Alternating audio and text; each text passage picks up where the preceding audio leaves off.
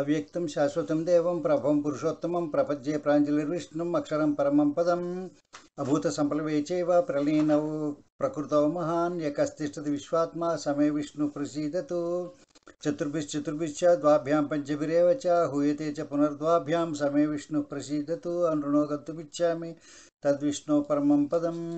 సుహృద్యులందరికీ నమస్కారం. మీ ముందుకు గరుడ పురాణంలో మరో అధ్యాయం చెప్దామని వచ్చాను. ఇవి ఈ రోజున ద్వాదశ అధ్యాయం. ఈ ద్వాదశ అధ్యాయంలో 11వ రోజున చేయవలసినటువంటి విధి విధానాలన్నీ విష్ణుమూర్తి గరుత్మంతుడికి వివరించాడు. గరుడు వాచ ఏకాదినస్యాపి విధిం బ్రూహి సురేశ్వర వృషోత్సర్గ విధానంచ వదమే జగదీశ్వర. ఓ సురేశ్వర, ఏకాదశి 11వ రోజున చేయవలసినటువంటి విధి విధానం అంతా చెప్పు తండ్రి. అలాగే వృషోత్సర్గం చేయడం అంటే అచ్చోసి ఆంబోధన వదలడం కూడా ఎలా చేయాలో ఆ విధి కూడా చెప్పు జగదీశ్వర అని అడిగాడు. భగవాన్ చెప్తున్నాడు. భగవాన్ వాచ ఏకాదశినే గంతవ్యం ప్రాతరేవ జలాశయే ఔర్ధ్వదహి క్రియా సర్వ కరణీయ ప్రయత్నత. 11వ రోజున పొద్దుటే జలాశయానికి వెళ్ళి స్నానం చేసి అక్కడ 11వ రోజుకి చేయవలసినటువంటి ఔర్ధ్వదహి క్రియని, అంత్యక్రియలని ఏం చేయాలో అవన్నీ చేయాలి. నిమంత్రేత్ బ్రాహ్మణాశ్చ వేదశాస్త్రపరాయణాన్ ప్రార్థయేర్ప్రేతముక్తించ నమస్కృత్య కృతాంజలి. అప్పుడు ఆ తర్వాత వేదపారాయణ లేనటువంటి బ్రాహ్మణోత్తముల్ని చూసి వాళ్ళకి నమస్కారం చేసి అంజలి ఘటించి వాళ్ళని ప్రార్థించాలి. మా తండ్రి గారికి, పోయిన వాళ్ళకి, తల్లి గారికో ప్రేత విముక్తి కలిగించండి అని చెప్పి ప్రార్థించాలి, వాళ్ళని నియమించాలి. స్నాన సంధ్యాధికం కృత్వా హ్యాచార్యోపి శుచిర్భవే విధానం విధివత్కుర్యాదేకాశ దినోచితం. అప్పుడు ఆ కర్మ చేసేవాళ్ళు స్నానం చేయాలి. అవి ఆ బ్రాహ్మణోత్తములేమో స్నానం చేసుకుని సంధి చేసుకుని వాళ్ళు శుద్ధి అయ్యి 11వ రోజు చేయవలసిన కర్మనంతటినీ చేయించాలి. అమంత్రం కార్యేశ్రాద్ధం దశాహం నామగోత్రత ఏకాదశిని దశేహిని ప్రతయస్య దద్యాత్పిండం సమంత్రకం. అలాగే 11వ రోజు చేయవలసినటువంటి కర్మనంతా చేసి ఆ 10 రోజులు చేసిన 10 రోజులు చేసిన కర్మను మళ్ళా చేసి ఒక కర్మ అదే విధానంలో 11 రోజులు కూడా చేసి ప్రేతానికి పోయిన వాళ్ళకి మంత్రకంగా పిండాన్ని అర్పించాలి. తర్వాత సవర్ణం కార్యేద్విష్ణుం బ్రహ్మాణం రాజితం ఖగ తథా రుద్రం తామ్రమయం కార్యం యమం లోహమయం ఖగ. అప్పుడు బంగారంతో విష్ణుమూర్తి విగ్రహాన్ని, బ్రహ్మగారి విగ్రహాన్ని వెండితోటి, రుద్రుడు శివుడి విగ్రహాన్ని రాగితోటి, యముడి విగ్రహాన్ని ఇనుముతోటి చేయించాలి. చేయించి పశ్చిమే విష్ణు కలశం గంగోదక సమన్వితం తస్యోపరిన్యసేద్ విష్ణుం పీతవస్త్రేణ వేష్టితం. పశ్చిమ దిక్కులో ఆ చేసినటువంటి బంగారు విష్ణు విగ్రహాన్ని కలశం పెట్టాలి. కలశంలో గంగాని నింపాలి. నింపి దాని మీద విష్ణు విగ్రహాన్ని పెట్టాలి. విష్ణు విగ్రహం మీద పట్టు వస్త్రం కట్టాలి విష్ణు విగ్రహానికి. పూర్వేతు బ్రహ్మకలశం క్షీరోదక సమన్వితం బ్రహ్మాణం స్థాపయేత్ తత్ర శ్వేతవస్త్రేణ వేష్టితం. తూర్పు దిక్కులో ఆ వేదిక మీద తూర్పు దిక్కులో బ్రహ్మకలశాన్ని పెట్టాలి. బ్రహ్మకలశంలో నీరు పాలు కలిపి పోయాలి. తర్వాత ఏమో బ్రహ్మగారి విగ్రహానికి తెల్లబట్ట కట్టాలి.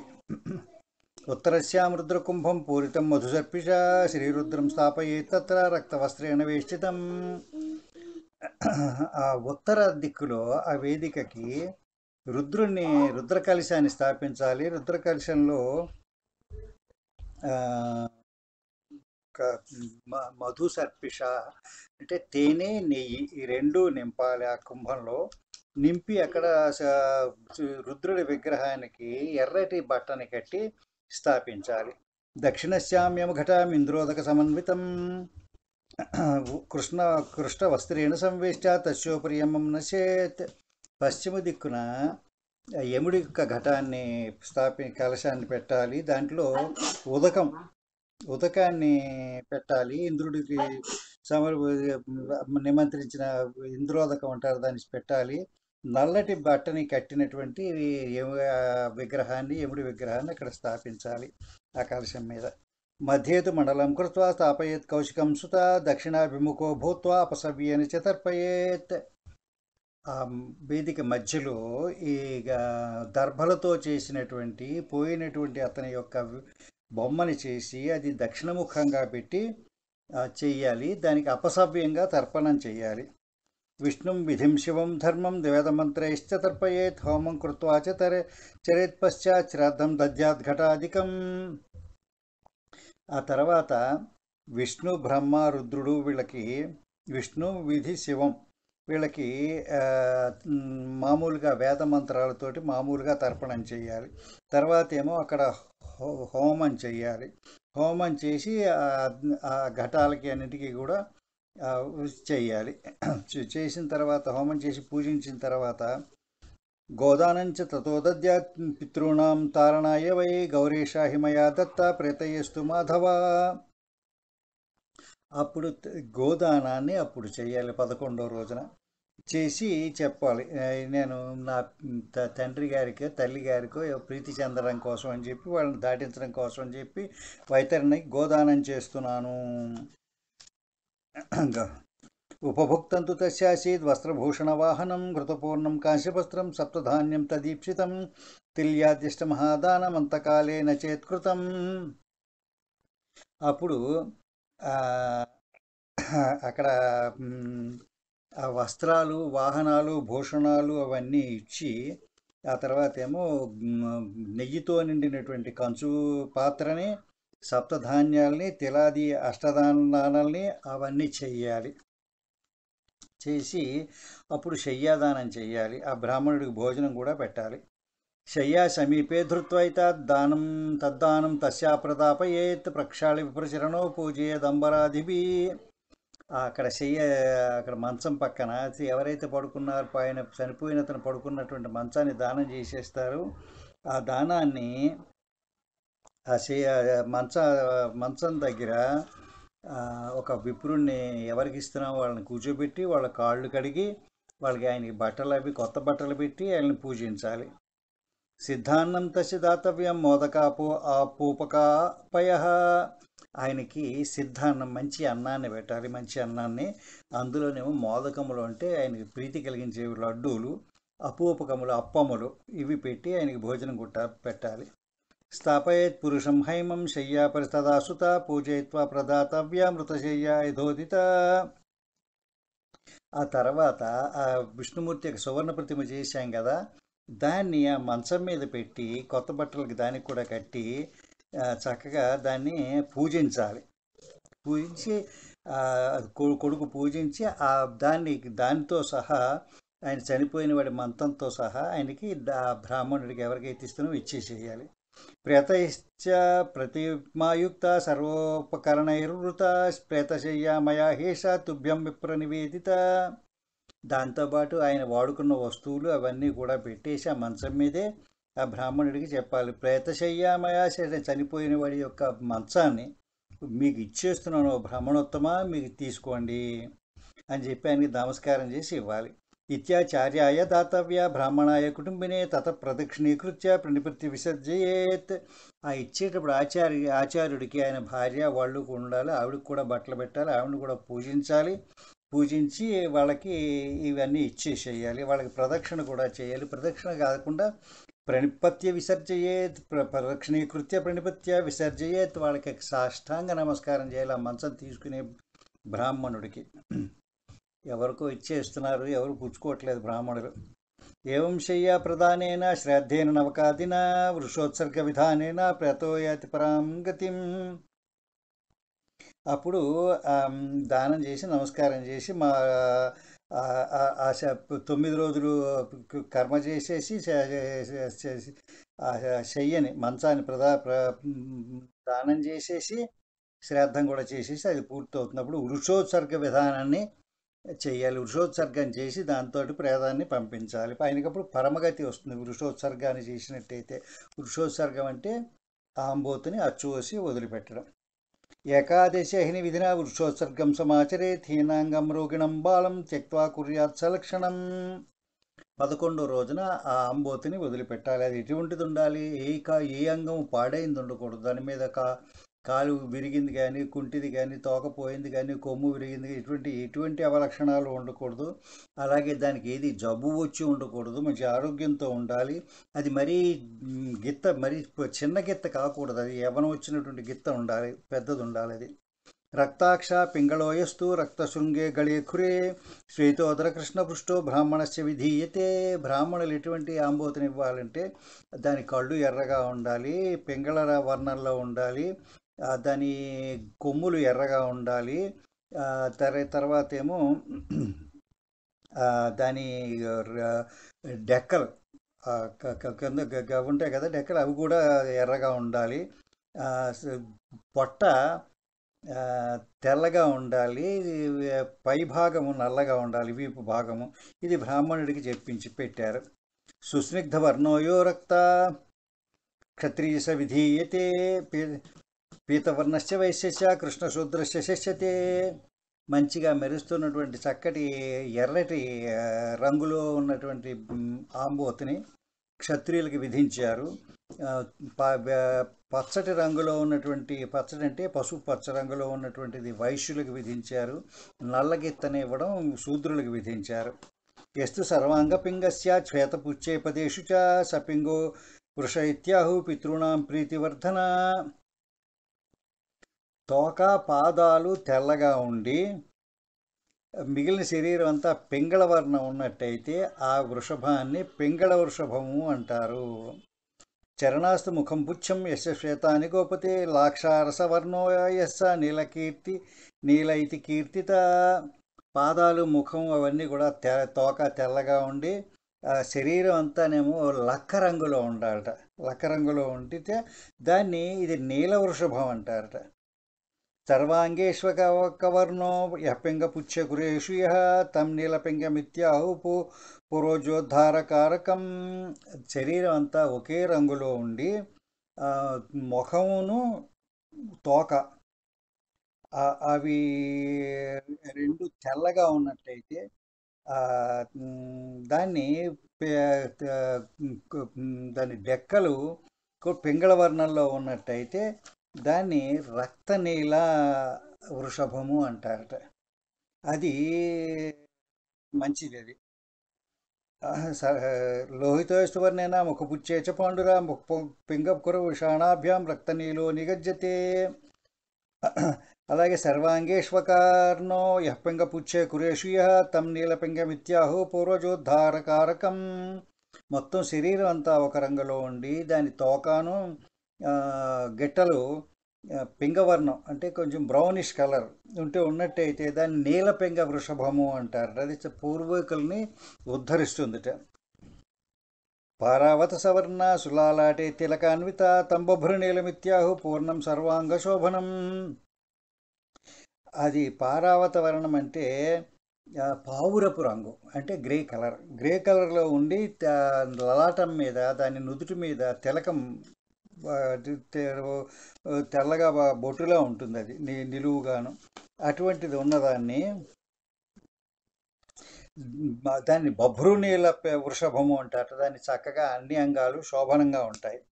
నీల సర్వశరీరేషు రక్తస్య నయనద్వయే తమప్యాహుర్మహానీలం నీల పంచవిధ స్మృత.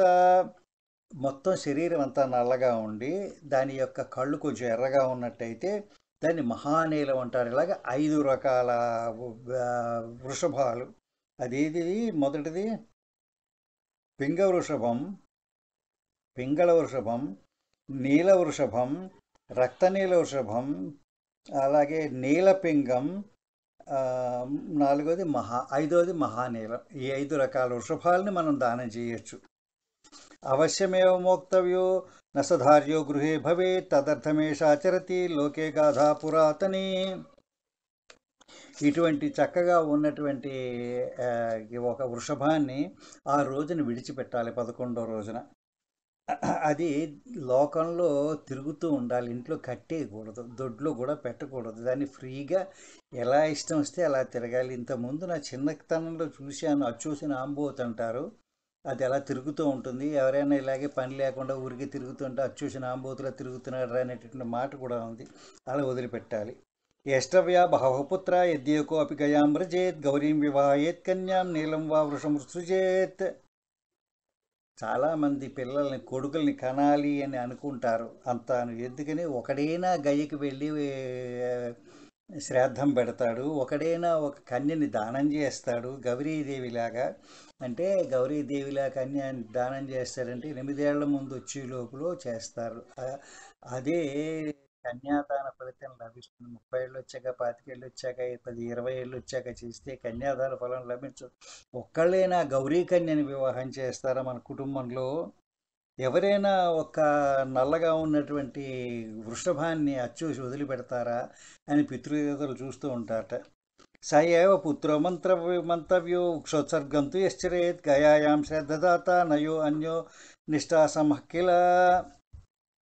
ఒక్క పుత్రుడైనా మనకి వృక్షోత్సర్గాన్ని చేస్తాడా, ఆంబోతును వదిలిపెడతాడా, ఒక్కడైనా గైకి వెళ్ళి శ్రాద్ధాన్ని పెడతాడా, ఇటువంటివి ఏమైనా చేస్తాడా అని చెప్పి మాట్లాడతారు. ఇవి చేసిన వాళ్ళే పుత్రులు కాని వాళ్ళు పుత్రులను ఎలా అంటారు? రౌరవాదిషు ఏ కిచిత్ పచ్యంతే యస్య పూర్విక వృక్షోత్సర్గేణ తాం సర్వాం స్థారయేదేకవింశతి. రౌరవాది నరకాల్లో పడి బాధపడుతున్నటువంటి పూర్వీకులు ఎవరున్నారో వాళ్ళందరూ కూడా ఒక్క ఆంబోతుని గనక వృక్షోత్సర్గ విధానంలో వదిలిపెడితే 21 తరాల ముందు వాళ్ళు ఎక్కడ ఏ నరకంలో ఉన్న ఏ పాపం చేసి ఉన్న వాళ్ళందరినీ కూడా ఉద్ధరింపబడతారు, నరకం నుంచి బయటకు వస్తారు. ఇది జరుగుతుంది. 21 తరాల ముందు వాళ్ళు, మన ముందు వాళ్ళు మనకు 3 తరాలు 4 తరాల నుంచి తెలిసే అవకాశమే లేదు. నా ముందు 5 తరాలు తెలుసు అంతే. నాకు అంతమంది తెలియదు. అటువంటిది 21 తరాల వాళ్ళు, మనకు తెలియని వాళ్ళు కూడా అందరూ కూడా ఉద్ధరింపబడతారు. వృక్షోత్సర్గం కించలేచ్ఛంతి పితరస్వర్గత అపి అస్మద్వంశే సుతక్కో అపి వృక్షోత్సర్గం కరిష్యతి. ఆ విడిపోయినటువంటి పితృదేవతలందరూ కూడా అక్కడికి అనుకుంటూ ఉంటారట, మా వంశంలో పుట్టినవాడు, నా తర్వాత వచ్చినవాడు ఒక్కడైనా, ఎవరైనా నా తరాలు 21 తరాల తర్వాతైనా ఒక్కడైనా ఆంబోతుని వదిలిపెడతాడా అచ్చుపోసి అని భావిస్తూ అనుకుంటూ ఉంటారట.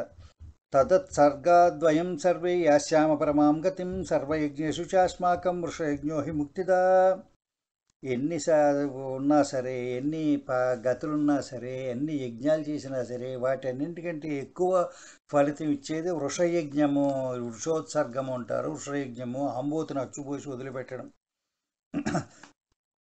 తస్మాత్ పితృవిముక్త్యర్థం వృషజ్ఞం సమాచరేత్ యథోక్తేన విధానేన కుర్యాత్ సర్వప్రయత్నత.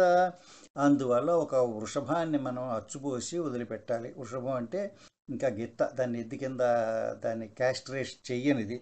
అంచేత యథావిధానంగా ఎన్ని ప్రయత్నాలు అయినా చేసి ఒక్క ఆంబోతును వదిలిపెట్టినట్టయితే 21 తరాలని ఉద్ధరించిన వాళ్ళు అవుతారు.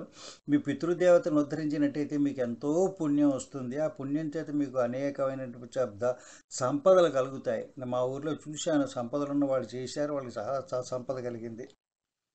గ్రహాణం స్థాపనం కృత్వా తత్తన్మంత్రం పూజనం హోమం కుర్యాద్ యథాశాస్త్రం పూజయేత్ వృషమాతుర. అక్కడ చక్కగా వృషోత్సర్గం చేసేటప్పుడు అన్ని గ్రహాలని స్థాపించి ఒక్కొక్క గ్రహాన్ని, ఆ గ్రహాన్ని ఎలా పూజించాలో అలా పూజించాలి. మంత్రాలతోటి ఎక్కడెక్కడ పెట్టాలో అలా పెట్టాలి. ఇది సత్యనారాయణ వ్రత కథలో వ్రత విధానంలో ఉంటుంది ఇదంతా. అలాగే దాంతోపాటే ఒక ఆవును కూడా పూజించాలి. వత్సిం సమానాయ బద్రీయాత్ కంకణం తయో వైవాహ్యేన విధానేన స్తంభమారోపయేత్తదా. ఆ వృషభాన్ని తీసి, ఆవుని తీసి దానిగా కట్టి కంకణంటూ రెండింటిని కలిపి బంధించి వాటికి వివాహం చేయాలి. వివాహం చేసి రుద్రకలశోదకంతో దాన్ని స్నానం చేయించాలి. వాటిని స్నాపయేచ్చ వృషంవత్స్యం రుద్రకుంభోదకేన చ గంధమాల్యస్య సంపూజ్య కారయేచ్చ ప్రదక్షిణం. రుద్రకుంభం ఇందాక పెట్టాం కదా, ఆ రుద్రకుంభంతో ఆ రెండింటినీ కూడా, వృషభాన్ని ఆవుని రెండింటినీ కూడా స్నానం చేయించాలి. స్నేహించి వాటికి గంధం రాసి, మాలలు అవి పెట్టి, బొట్టు పెట్టి, పసుపు రాసి అవన్నీ చేసి వాటికి మంచిగా చక్కగా పూజ చేసి అందరూ ప్రదక్షిణ చేయాలి. త్రిశూలం దక్షిణే పార్శ్వే ఆమె చక్రం ప్రదాపయే తం విముచ్యాంజలిం బద్ధ్వా పఠేన్మంత్రమిమం సుత. దానికి వెనకాల పృష్ఠభాగం మీద కుడివైపున త్రిశూలపు వాత, ఎడమవైపునేమో చక్రం, విష్ణు చక్రం యొక్క, సుదర్శన చక్రం యొక్క వాతలు పెట్టాలి. అవి పెర్మనెంట్గా ఉండేటట్టుగా. అప్పుడు వాటిని వదిలేసి ఈ మంత్రం చదవాలి. కింద మంత్రం శృతుడు చదవాలి. ధర్మస్థం వృషరూపేణ బ్రహ్మణ నిర్మితపుర తదోత్సర్గ ప్రధానేన తారేష్వభవార్ణవాత్. ధర్మ అంటే యమధర్మరాజా, నువ్వు ఈ వృషభ రూపంలో ఉండి నిన్ను నిర్మించాడు బ్రహ్మగారు ధర్మాన్ని. ధర్మం అంటే యమధర్మరాజు గారే కాదు, ధర్మం. ఇప్పుడు అందుకే అంటారు, కలియుగం ప్రవేశించినప్పుడు పరీక్షిత్ మహారాజు గారి రాజ్యంలో రెండు కాళ్ళతో నడుస్తున్న వృషభం కనపడింది. దాన్ని ఇంకో కాలు విరగొట్టేశాట. విరగొట్టేస్తే పట్టుకున్నాడు. ఎవరు నువ్వు అని అడిగాడు. విరగొట్టి అతను నేను కలిపురుషుణ్ణి. మరి దీన్ని ఎందుకు చేసిన? అదే ధర్మం. అది ఆ ధర్మం ఒక పాదం మీద నడవాలి కలియుగంలో, అంచేత నేను విరగొట్టేస్తున్నాను అంటే ఆయన ఆపి, నేను ఉన్నంతకాలం, మా వంశం వాళ్ళు ఉన్నంతకాలం నువ్వు ఈ భారతదేశంలో అడుగు పెట్టడానికి వీలు లేదని ఆయన నిర్బంధించాడు కలిని. నిర్బంధించడం నీ వంశం ఉన్నంత వరకు నేను ధర్మాన్ని రాను అని వెళ్ళిపోయాడు. ఆయన వంశం, పరీక్షిత్ గారి వంశం ధర్మరాజు గారి తర్వాత 174 తరాలు అంటారు. నాకు ఎక్కడ ఇది దొరకలేదు. కొంతవరకు భాగవతంలో కొన్ని ఇచ్చాడు, కానీ పూర్తిగా ఇవ్వలేదు. ఆయన వెళ్ళిపోయిన తర్వాతే ఆ ధర్మం మొదలైంది. ఆ ధర్మాన్ని ఇది చేశారు. నిన్ను బ్రహ్మగారు నిర్మించాడు వృషభ రూపంలో. అంచేత వృషభాన్ని కొట్టకూడదు. అంచేత నిన్ను వదిలిపెడుతున్నాను కాబట్టి మా వాళ్ళని అందరినీ కూడా ఉద్ధరించు, నన్ను కూడా ఈ సంసార సాగర్ నుంచి ఉద్ధరించు అని ఆ మంత్రం. అది ధర్మస్వం వృషరూపేణ బ్రహ్మణా నిర్మిత పురా తత్వోత్సర్గ ప్రధానేన తారయస్వ భవార్ణవాత్ ఇది మంత్రాన్ని నమస్కృత్య వత్సం వత్సీం సంసృజేత్ వరదోహం తద సదా తస్య ప్రేతమోక్షం దదామి చ. ఆ వాళ్ళని వదిలిపెట్టేసి ఆ రెండింటినీ నమస్కారం చేసి, నాకు ఈ వరం ఇవ్వండి, నాకు చనిపోయిన వాళ్ళకి ప్రేతత్వాన్ని నుంచి మోక్షం చేయండి అని చెప్పి నమస్కారం పెట్టుకోవాలి. తస్మాదేశ ప్రకర్తవ్య తత్ఫలం జీవతో భవేత్ అపుత్ర స్వయం కృత్వా సుఖం యాతి పరాం గతిం. అది చేసినట్టయితే దాని ఫలం జీవితం అంతా అనుభవిస్తారు. ఒకవేళ ఎవరికి పురుషుడు లేకపోతే కొడుకే చేయక్కర్లేదు, తనకి సొంతంగా తను కూడా చేసుకోవచ్చు, తనకి రాబోయే చావు గురించి. అంచేత దానికి ఏం లేదు, మీరు చేయకూడదని లేదు, తనే చేసుకోవచ్చు. కార్తీకాదో శుభే మాసే చోత్తరాయణ గేరవో శుక్లపక్షే ధవా కృష్ణే ద్వాదశాదిత్యతిథౌ తథా.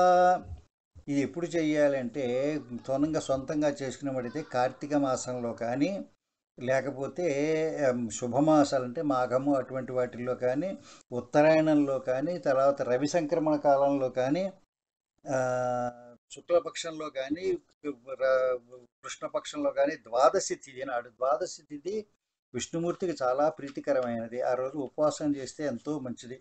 నేను చేస్తూ ఉంటాను. గ్రహణ ద్వితీయే చైవ పుణ్యతీర్థే అయినద్వయే విష్ణువద్వితయే చాపి వృక్షోత్సర్గం సమాచరేత్. గ్రహణం, చంద్రగ్రహణం, సూర్యగ్రహణం అప్పుడు కూడా చేయొచ్చు. చక్కగా చేసినట్టయితే చాలా కనపడుతుంది. విషవద్విత ఏచాపి వృక్షోత్సర్గం సమాచరితి. విషమం అంటే ఏంటంటే అవి రోజు రాత్రి, పగలు రాత్రి రెండు సమానంగా ఉండేవి విషవం అంటారు. అది మార్చి 21, సెప్టెంబర్ 21 వస్తుంది. ఆ 2 రోజుల్లో కూడా చేసినట్టయితే చాలా మంచిది. ఆ రెండు కూడా చాలా శుభతిథులు. శుభలగ్నే ముహూర్తే చ శుచోదేశే సమాహిత బ్రాహ్మణంతు సమాహూయ విదిగ్జం శుభలక్షణం. అలాగే చేసేటప్పుడు మంచి లగ్నం పెట్టుకుని ముహూర్తం చూసుకుని, మంచి బ్రాహ్మణుడు, మంచి లక్షణాలు ఉన్నటువంటి బ్రాహ్మణుడు, పండితుడైనటువంటి బ్రాహ్మణుడిని పిలిచి అది చేయాలి. జపైర్ హోమై తదాధానే ప్రకుర్యాద్ దేహశోధనం పూర్వవత్ సకలం కృత్యం కుర్యాద్ దోమాది లక్షణం. అప్పుడు అన్నీ చేసుకుని జపము తపము దానము అవన్నీ చేసుకుని తన కోసం తను ఇంతకుముందు చెప్పిన విధానంలో దాన్ని మంచి లక్షణాలు ఉన్నటువంటి వృషభాన్ని ఆయనకి దానం చేయాలి. సాలగ్రామం చ సంస్థాప్య వైష్ణవం శ్రాద్ధమాచరే తత్మశ్రాద్ధం తథా కుర్యాద్ దద్యాదానం ద్విజన్మనే. అది చేసేటప్పుడు తనకి తనే శ్రాద్ధం పెట్టుకోవాలి. ఎలా పెడతామంటే సాలగ్రామాన్ని స్థాపించి పెట్టుకోవాలి. సాలగ్రామం చెప్పాను కదా, ఇది సాలగ్రామే, 300 రూపాయలు దొరుకుతుంది, పెద్ద ఖరీదు ఏం లేదు. అప్పుడు ఆ దానాన్ని చెయ్యాలి తనకి, ఆ వృషభాన్ని. ఏవం యః కురుతే పక్షి న పుత్రశ్చాపి పుత్రవాన్ సర్మకామ ఫలం తస్య వృక్షోత్సర్గాత్ ప్రజాయతే. పుత్రులు ఉన్నప్పటికీ, పుత్రులు లేకపోయినప్పుడు కూడా ఎవరైతే ఇలాగ వృక్షోత్సర్గాన్ని తనకి తానే చేసేసుకుంటారో బతికుండగానే, వాళ్ళకి అన్ని కోరికలు నెరవేరుతాయి. వాళ్ళకి సుఖం కలుగుతుంది ఈ జన్మలో. అగ్నిహోత్రాభిర్యజ్ఞై దానైశ్చ విధైరపి సన్నతాం గతిమవాప్నోతి వృక్షోత్సర్గేణ యాం లభేత్. మీరు అగ్నిహోత్రం చేయండి, హోమాలు చేయండి, యజ్ఞాలు చేయండి, దానాలు చేయండి, వీటిలన్నింటికంటే కూడా ఎక్కువ ఫలితాన్ని, వాటి వల్ల రాని ఫలితాన్ని కూడా ఒక్క ఆంబోతిని అచ్చోసి వదిలిపెడితే వస్తుంది. బాల్యే కౌమారే పౌగండే యవనే వార్ధకే కృతన్ యత్పాపం తద్వినశ్యేత వృక్షోత్సర్గాన సంశయ. బాల్యంలో చేసింది, కౌమారంలో చేసింది, యవనంలో చేసింది, తర్వాత గృహస్థిగా చేసింది, పెద్దయ్యాక చేసింది, ముసలివాళ్ళయ్యాక చేసింది, ఏ పాపం చేసినా కూడా ఆ పాపాలన్నీ కూడా ఈ అచ్చోసిన ఆంబోతిని వదిలిపెడితే అన్నీ పోతాయి. మిత్రద్రోహి కృతజ్ఞశ్చ సురాపో గురుతల్పగా బ్రహ్మ హేమహ రీచ వృక్షోత్సర్గా ప్రముచ్యతే. ఈ పాపాలకి ప్రాయశ్చిత్తం లేనటువంటి పాపాలు ఏవి? మిత్రద్రోహము, కృతజ్ఞత, బాగా తాగేయడం పిచ్చగాన, గురువుగారి మంచం ఎక్కడం, బ్రాహ్మణుల్ని హత్య చేయడం, బంగారాన్ని దొంగిలించడం, ఇవన్నీ కూడా ఈ పెద్ద పెద్ద పాపాలన్నీ కూడా వృక్షోత్సర్గం చేసినట్టయితే పోతాయి. తస్మాత్ సర్వ ప్రయత్నేన వృషయజ్ఞం సమాచరేత్ వృషోత్సర్గ సంపుణ్యం నాస్తి తార్క్ష జగత్రే. ఓ తార్క్ష, 3 లోకాల్లోనూ వృషోత్సర్గం దానికి వచ్చేటువంటి పుణ్యానికి సమానమైన పుణ్యం ఇంకా దేనివల్ల రాదు. అని చేత ఎవరికి వాడు ఉద్ధరించుకోవాలనుకునేవాడు అన్ని ప్రయత్నాల వల్ల వృషయజ్ఞాన్ని ఆచరించాలి. పతిపుత్రవతీ నారీ ద్వయోరగ్రే మృతా ఇది వృషోత్సర్గం నైవ కుర్యాత్ దద్యాత్ గాంచ పయస్విని. ఒకవేళ భర్త కుమారులు ఉన్నటువంటి స్త్రీ కనుక భర్త కన్నా కుమారుల కన్నా పోయినట్టయితే ఆవిడ కోసం వృక్షోత్సర్గం చేయకూడదు. ఆవిడ కోసం ఒక గోవుని, పాలు ఇచ్చే గోవుని, దూడతో ఉన్నటువంటి గోవుని దానం చేయాలి. ఆడవారికి పోతే అది కూడా ముందు పోతే, తర్వాత పోతే భర్త పోయిన తర్వాత పోయినట్టయితే ఆవిడికి వృక్షోత్సర్గం చేయొచ్చు. వృషభం వాహయేద్యస్తు స్కందే పృష్ఠే చ ఖేచరి నిపతే నరకే ఘోరే యావదా భూత సంప్లవం. వృషభాన్ని వాహనం కింద వాడితే అంటే క్యాస్ట్రేట్ చేయండి, అందుకే క్యాస్ట్రేట్ చేస్తారు. క్యాస్ట్రేట్ చేస్తే ఎద్దు అయిపోతుంది, అది ఆంబోతు నుంచి ఎద్దు అయిపోతుంది. ఎద్దును వాడుకోవచ్చు బండకి, దానికి ఆంబోతుని ఎప్పుడూ కట్టకూడదు. బండికి కాడి నలిపే ముందు దానికి క్యాస్ట్రేట్ చేసి నలిపేవారు చిన్నప్పుడు, నాకు తెలిసినంత వరకు, నేను పల్లెటూరులో ఉన్నప్పుడు. ఆ తర్వాత ఇప్పుడు ఏం చేస్తున్నారంటే నాకు తెలియదు. ఒకవేళ దాని వీపు మీద ఎవరైనా ఎక్కి కూర్చున్నా, దాని మీద కూర్చుని దాని మీద నడిపించిన ఒక్క శివుడికే ఆ పర్మిషన్ ఉంది, మిగిలిన వాళ్ళకి ఎవరికి వెళ్ళలేదు. వాళ్ళు ఎవరైనా అటువంటి పనులు చేసినట్టయితే ప్రాణాలు ఎంతకాలం భూమి మీద ఉంటాయో అంతకాలం వాళ్ళ నరకాల్లో, ఘోరమైన నరకాల్లో పడిపోతారట. వృషభం తాడయేద్యస్తు నిర్దయం ముష్టియష్టిభి సనర కల్పపర్యంతం భుక్తే చమయాతనం.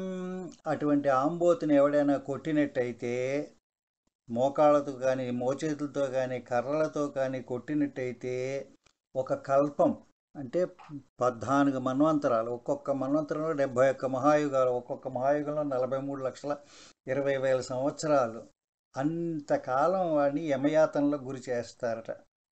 ఏవం కృత్వా వృక్షోత్సర్గం కుర్యాచ్ఛాద్రాని షోడశ సపిండీకరణాద్వర్త దర్వాక్త కథహం కథయామితే. అలాగా వృషోత్సర్గం చేసిన తర్వాత సపిండీకరణకి ముందుగా 11 శ్రాద్ధాలు చేయాలట. 16 శ్రాద్ధాలు చేయాలి. షోడశ స్థానే ద్వారే అర్ధమార్గే చ చితాయాం శవహస్తకే అస్థి సంచయనే షష్ఠో దశపిండా దశాహ్నిక. వెళ్ళే ముందు శవాన్ని దిగులు ఎక్కడ పోయాడో అక్కడ, తర్వాత ద్వారదేశంలో, తర్వాత మార్గమధ్యంలో, తర్వాత శవానికి 2 హస్తాల్లో, ఆ తర్వాత అస్థి సంచయనంలో ఈ 6 పిండాలు ప్లస్ 10 రోజులు 10 పిండాలు, 16 పిండాలు మొత్తం పెట్టాలి.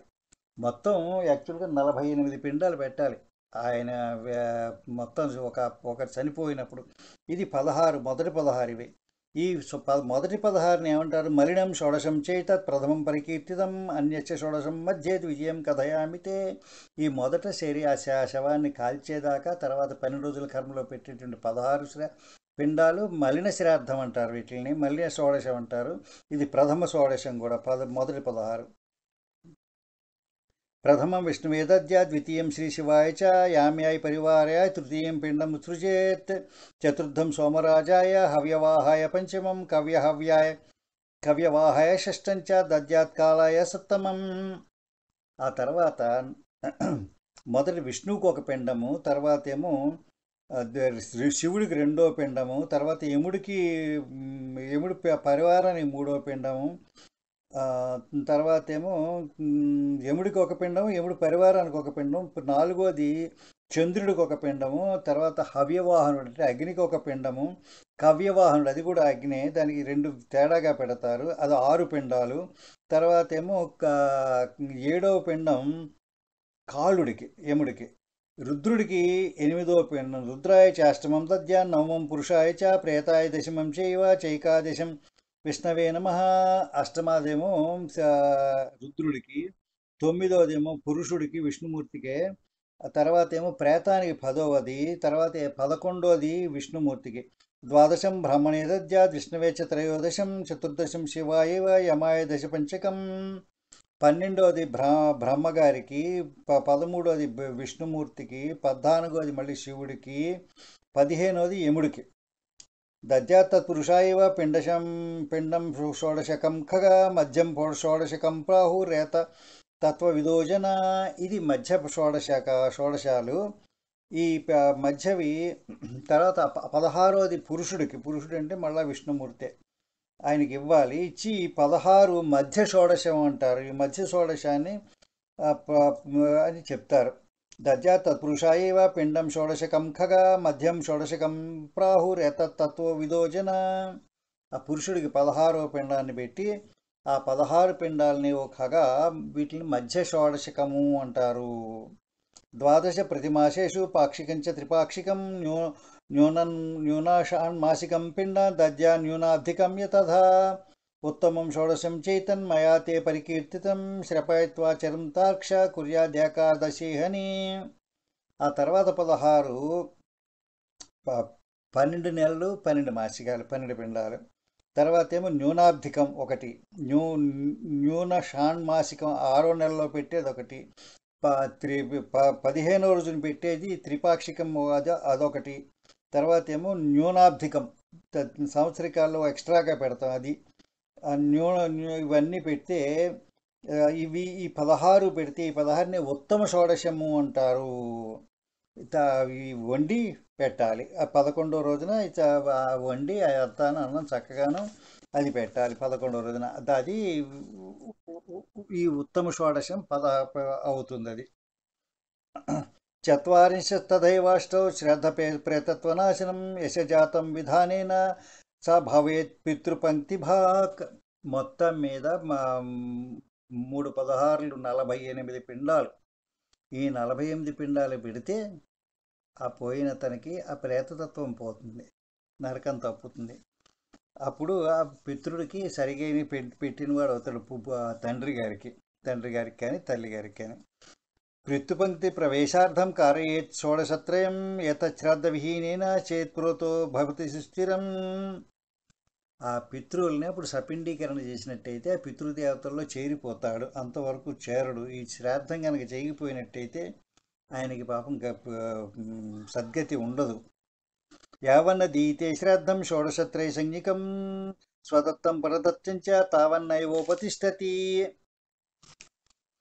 అది మనం ఈ 48 పిండాలతో కలిపి 3 షోడశక పిండాలని కనుక పెట్టకపోయినట్టయితే ఆ పోయినటువంటి అతనికి కొడుకు చేసినా పరాయి వాళ్ళు చేసినా ఎవరు ఏం పెట్టినా ఆయనకి చేరదు. మొత్తం 48 పిండాలు పెట్టాలి మనం. ఆయన చనిపోయిన దగ్గర నుంచి సంవత్సరికాల లోపల అంత జరగాలి. తస్మాత్ పుత్రేణ కర్తవ్యం విధినా షోడశత్రయం. ఈ కుమారుడికి విధి ఇది. చనిపోయిన తల్లిదండ్రులకి 48 పిండాలు పెట్టి 3 షోడశకాలని ఇవ్వడం పుత్రుడి యొక్క విధి. ఆయనకు కూడా ఎంతో పుణ్యం వస్తుంది, పుత్రుడికి కూడాను. భర్తృవా కురుతే పత్ని తశ్రశేయో హనంతకం సంపరేతశ యాపత్యు కురుతే చౌర్ధదేహికం. ఈ భర్త పోయిన తర్వాత ఒకవేళ భార్య చేసినట్టయితే, ఇవన్నీ చేసినట్టయితే ఆవిడికి పాతివ్రత అనే పేరు వస్తుంది. పతివ్రత కింద బాగా దేవుడు కూడా ఆయన్ని నరకంలోనే అన్ని చోట్ల ట్రీట్ చేస్తారు. పతివ్రతలకి సెపరేట్ విధానం ఉంది. వాళ్ళని సద్గతిలోకి తీసుకెళ్ళిపోతారు. భర్త తప్పించి సీతాదేవిలో ఎవరిని మనసులో రానివ్వని ఆవిడ, భర్తకి సేవ చేసిన ఆవిడ, ఈ అర్ధుదేహి క్రియని చేయించిన ఆవిడ, చేసిన ఆవిడ. వాళ్ళందరూ పతివ్రతలు స్ట్రైట్ స్వర్గమే. క్షయాహం పాక్షిక శ్రాద్ధం సాసతి హ్యుచ్యతే మయా. అటువంటి ఆవిడ్ని విష్ణుమూర్తి చెప్పినాడు. అలా చేసిన వాళ్ళని నేను పతివ్రత కింద నేను ట్రీట్ చేస్తాను అంటున్నాడు. ఉపకారాయ సాభర్తుర్జీవత్యేషా పతివ్రత జీవితం సఫలం తస్య యామృతం స్వామినం భవేత్. సతీ సహగమనమే చెయ్యక్కర్లేదు, ఇవన్నీ చేసినా కూడా పతివ్రతే. ఈ శ్రాద్ధ కార్యాన్ని అంతటినీ చక్కగా జరిపించాలి ఆవిడే. కొడుకు లేకపోయినట్టయితే, కొడుకు ఉన్నప్పుడు కూడా కొడుకు మీద సూపర్వైజ్ చేసి అవన్నీ జరిగేటట్టు చూడాలి. అప్పుడే ఆవిడ పతివ్రత అవుతుంది. పతివ్రత అయ్యాక ఆవిడకి అన్నీ కూడా మంచి గతులు కలుగుతాయి. అథ కశ్చిత్ ప్రమాదేవ మ్రీతే వహ్నివారిభి సంస్కార ప్రముఖం కర్మ సర్వం కుర్యాద్ యథావిధి. అది ఎవరైనా అగ్నిలో కానీ నీళ్ళలో కానీ పడిపోతే అన్నీ కార్యాలు సరిగా చెయ్యాలి. దాన్ని మామూలుగా చేస్తే సరిపోతుంది, మిగిలిన స్పెషల్గా చేయక్కర్లేదు. అయితే ప్రమాదాదిచ్ఛయావాపి నాగాద్వామ్రీతేది పక్షరుభయోర్నాగం పంచమీషు ప్రపూజయేత్. ఎవరైనా పాము కరిచి చనిపోయినట్టయితే, పాము విషం వల్ల చనిపోయినట్టయితే వాళ్ళకి మామూలు కార్యాలతో ఎడిషనల్గా ప్రతి పంచమి నాడు, శుక్లపక్ష పంచమి, కృష్ణపక్ష పంచమి నాడు కూడా నాగ పూజ చేయాలి, పాముల్ని పూజించాలి. కుర్యాత్పిష్టమయీం లేఖాం నాగభోగాకృతిం భువి అర్చయేత్తాం శతే పుష్పే సుగంధై చందనేన చ. నేల మీద తెల్లటి పిండితోటి పాము యొక్క బొమ్మని ముగ్గు పెట్టి ఆ బొమ్మ మీద చక్కటి తెల్లటి పుష్పాలతోటి గంధంతో తిల్లలతోటి ఆ పూజించాలట ఆ బొమ్మని. ఆమపిష్టం చ నైవేద్యం క్షీరంచ వినివేదయేత్. ఆమపిష్టం అంటే తడిగా ఉన్నటువంటిది, దాన్ని ఉడకేయకూడదు. పచ్చిపిండిలో బెల్లాన్ని బాగా చేసి చేస్తారు, చలిమిడి అంటారు. అది పచ్చి చలిమిడితోటి తర్వాత అది నైవేద్యం పెట్టి బ్రాహ్మణుడికి తర్వాత ఏమో పాలు కూడా నివేదించాలి. ఆ పాలు పాముకు వదిలిపెట్టేయాలి, అది తాగుతుంది. ఇవి చలిమిడి తీసుకోవచ్చు. సవర్ణం శక్తితో నాగం గాంచదద్యాద్విజన్మనే కృతాంజలి సతో బ్రూయాత్ ప్రియతాం నాగరాడితి. ఆ పాము గారు చనిపోయినట్టయితే శక్తి కొద్దీ ఒక బంగారు పాముని తయారు చేసి, బాంబు బొమ్మని తయారు చేసి ఒక బ్రాహ్మణుడికి దానం చేసి, దీనితోటి నాగరాజా దీనితో తృప్తిపడు, మా వాళ్ళని ఇంకెవరిని పనిష్ చేయకు, శిక్షించకు అని మొక్కు పెట్టుకోవాలి. పునస్తేషాం ప్రకుర్వీత నారాయణ బలిక్రియాం తయా లభంతే సర్వాసం ముచ్యంతే స్వపాతకై. ఆ తర్వాత పోయిన వాడికి నారాయణ బలి, అది కూడా ఒక బలి కార్యక్రమమే. మేకని ఇవ్వాలి, మేకనిచ్చి దానికి ఒక ప్రత్యేక కార్యక్రమం ప్రకారం ఆ బలి ఇవ్వాలి. అది చేసి అప్పుడు ఇవన్నీ చేసినట్టే ఆ పోయిన వాడికి పాపాలన్నీ నాశనం అయ్యి స్వర్గానికి వెళ్తాడు. పాము కరిచి చచ్చిపోవడం అది ప్రమాదవశాత్తు అనుకోకుండా, అతని పాపం ఉంటే కానీ పాము కరవదు. జనమేజయుడు యజ్ఞం అయ్యాక ఆస్తికుడు ఆ యజ్ఞాన్ని ఆపించాడు. ఆయన సర్పయాగం చేస్తుంటే ఆపించినప్పుడు ఆ పాములన్నీ ఆస్తికుడి దగ్గరికి వచ్చి నమస్కారం పెట్టి, మీకు ఏమైనా వరం కావాలంటే చెప్పండి అంటే ఆయన ఇదే చెప్పాడు, మీరు మానవుల్ని మీరు కరవద్దు, అటాక్ చేయొద్దు అని చెప్తే అవి ఒప్పుకొని వెళ్ళిపోయాయి. మమ్మల్ని అటాక్ చేస్తే తప్ప మేము అటాక్ చెయ్యం మనుషుల్ని, మా అంతటి మేము వాటి మీద మనుషుల మీదకి వెళ్ళము అని ఇచ్చాయి. ఇస్తే ఒక మంత్రం కూడా చెప్పారు, సర్పాసర్ప భద్రంతే గచ్చసర్ప మహావిష జనమేజయసి యజ్ఞాంతే ఆస్తిక వచనం స్మర అని మంత్రం చదువుకున్నట్టయితే పాము విడిపోతుంది. ఈ మంత్రం చదవమని చెప్పాయి అవి ఎప్పుడు. ఆ వాసుకు చెప్పాడు ఆస్తికుడికి, ఈ మంత్రం చెప్పి నీ పేరు తలుచుకున్న వాళ్ళని ఎవరిని కూడా మేము ఎటువంటి అటాక్ చెయ్యము, మా మీకు వచ్చినా మేము పారిపోతాము అది చెప్తే. సర్పాసర్ప భద్రంతే గచ్చసర్ప మహావిష, వెళ్ళిపో సర్పమా అని చెప్తారనమాట. ఆస్తిక వచ్చిన స్మర, ఆస్తికుడి మాట వింటే వెళ్ళిపోతాయి అవి. అందుకని ఆ పాము కరిచి చచ్చిపోతే అతను పాపంలో ఉన్నాడు కాబట్టి అతను వదిలించడానికి ఇవన్నీ చేయాలి. ఏం పాపమో అది పాము కరిచే పాపం కాబట్టి పాముకు చేయాలి. పునస్తేషాం ప్రకృత నారాయణ బలిక్రియాం తయా లభంతే స్వర్వాసాం ముచ్యంతే సర్వపాతకై. అతని పాతకాలన్నీ పోయి అతనప్పుడు స్వర్గానికి వెళ్ళిపోతాడు. ఏవం సర్వక్రియాం కృత్వా ఘటం స్నానం సాన్నం జలాన్వితం దద్యాలబ్ధం యథాసంఖ్యాన్ పిండాన్ వా సజలాన్ క్రమాత్.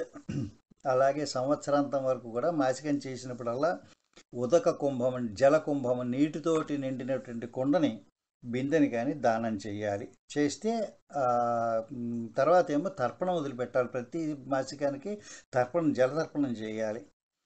ఏమేకాదశే కృత్వా కుర్యాత్ సా పిండనం తతః శయ్యాపదానం దానంచ కారయేత్ సూతకే గతే. అప్పుడు పదానం అంటే మంచము, చెప్పులు. కొత్త చెప్పులు ఇస్తాము, ఆయన వాడిన చెప్పులు ఇవ్వము. కొత్త చెప్పులు, ఆ మంచం, అవన్నీ చక్కగా వాటి మీద పక్క బట్టలన్నీ కొత్తవి వేసి దాని మీద విష్ణుమూర్తి విగ్రహాన్ని పెట్టి అవన్నీ చేసి వాళ్ళకి వచ్చిన బ్రాహ్మణుడికి బట్టలను, భార్యకు కూడా బట్టలు పెట్టి దక్షిణ ఇచ్చి చెయ్యాలి. ఇదంతా చేసినట్టయితే 11వ సంవత్సరం అయ్యేదాకా కూడా అవన్నీ చెయ్యాలి. చేసినట్టయితే మంచి ముక్తి కలుగుతుంది చనిపోయిన తనకి. ఇది శ్రీ గరుడ పురాణే సారోద్ధారే ఏకాదశి విధి నిరూపణో నామ 12ోऽధ్యాయः. సర్వం శ్రీ మహావిష్ణుపరబ్రహ్మణార్పణమస్తు. స్వస్తి ప్రజాభ్య పరిపాలయంతాం న్యాయేన మార్గేణ మహిం మహేష. గోబ్రాహ్మణేభ్యः స్వమస్తు నిత్యం. లోకాः సమస్తాः సుఖినో భవంతు. కాలే వర్షతపర్జన్య పృథివీ సస్యశాలిని. దేశోऽयं क्षोभरहितो. బ్రాహ్మణాः सन्तु निर्भयाः. पुत्राः पुत्रिणः सन्तु पौत्रिणः धनाः सधनाः सन्तु. जीवन्तु शरदां शतम्. शुभं भूयात्.